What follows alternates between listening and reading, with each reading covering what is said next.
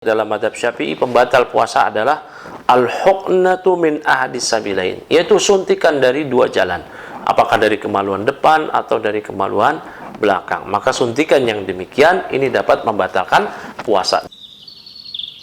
A'udzu billahi minasy syaithanir rajim.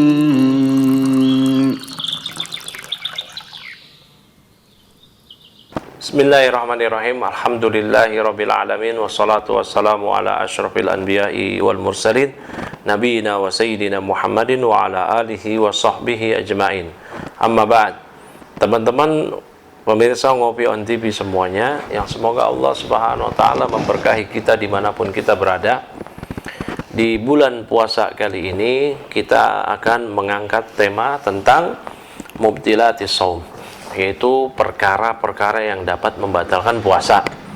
Teman-teman semuanya, banyak diantara kita yang dahulu berpuasa tidak mengetahui ilmu tentang puasa itu sendiri, dimana kita hanya mengetahui hal-hal yang dapat membatalkan puasa hanyalah makan dan minum dengan sengaja.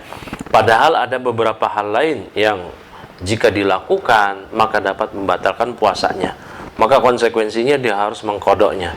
Bahkan ada beberapa pembatal puasa yang jika dilakukan dengan sengaja, semisal berjima, maka konsekuensinya juga harus membayar kafarat, yaitu membayar kafarat apakah dia berpuasa 2 bulan berturut-turut, ya, atau dia membebaskan budak, atau dia akan memberikan makan kepada orang miskin. Kita akan bahas di sini dari pembahasan fikih mazhab Syafi'i, yaitu kitab Al-Fiqhu Asy-Syafi'i lil Mubtadi'in, ditulis oleh Syekh Ahmad Mahmud Abu Hasubah, ya, salah seorang pembelajar, penulis, dai, ya, pengajar mazhab Syafi'i yang ada di negeri Mesir, dan beliau berkhidmat kepada fikih Syafi'i, di mana beliau menulis buku ini diperuntukkan untuk para pemula yang belum pernah menapakkan kakinya di tangga-tangga pembelajaran fikih secara intensif, secara runut. Maka beliau menulis buku ini, ya, dengan metode yang sangat mudah dipahami, ya, sehingga diharapkan kita akan memahami pembatal-pembatal puasa dalam mazhab Syafi'i secara ringkas. Biasa di sini beliau mengatakan mubtilatus shaum, pembatal-pembatal puasa. Beliau menyebutkan di sini ada sekitar 10 pembatal puasa.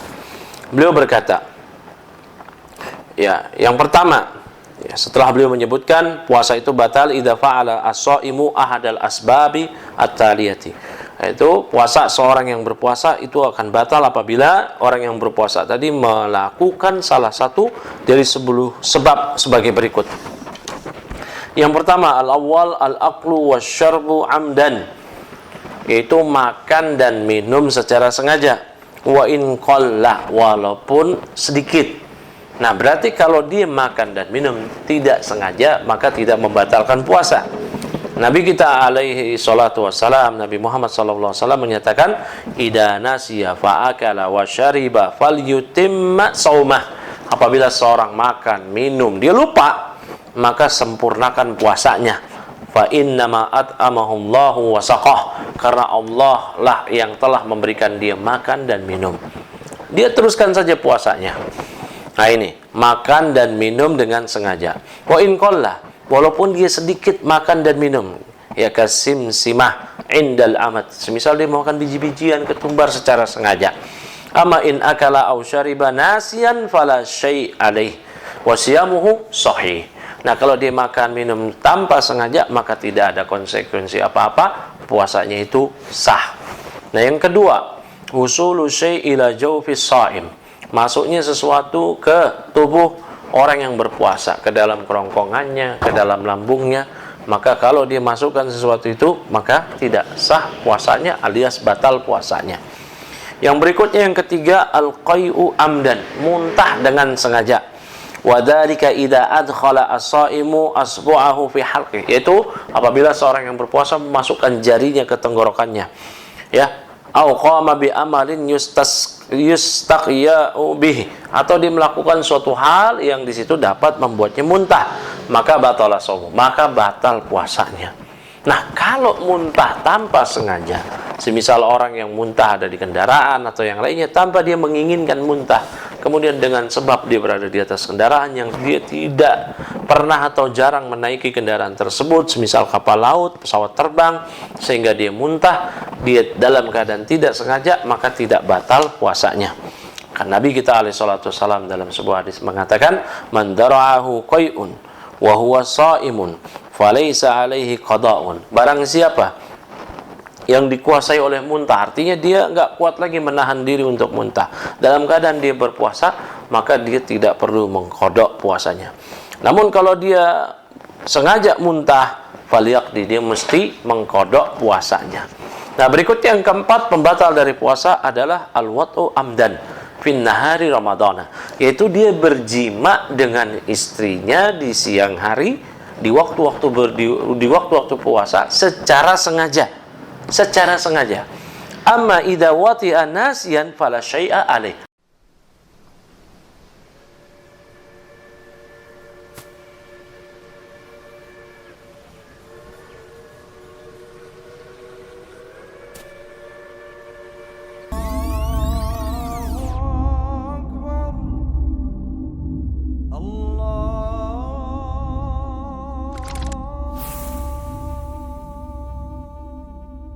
Nah, adapun kalau orang berjima tapi tidak sengaja dalam keadaan lupa, nah maka konsekuensinya ini, yang lupa adalah dia dan istrinya. Tidak boleh dianya saja yang lupa, istrinya pura-pura lupa juga, tidak boleh.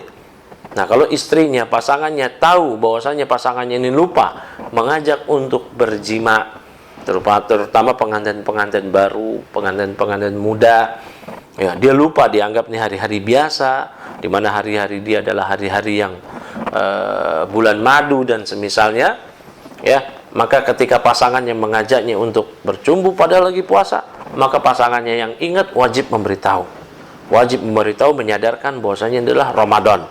Nah, kalau seandainya, ya, dan ini pasti terjadi karena para ulama Syafi'iyah dan bahkan para ulama mazhab yang lain membahas hal ini. Ya, amma idza wati'a nasiyan, kalau seorang berjima dalam keadaan dia lupa, istrinya juga lupa, fala syai'a alaih, maka tidak perlu ada konsekuensi apa-apa.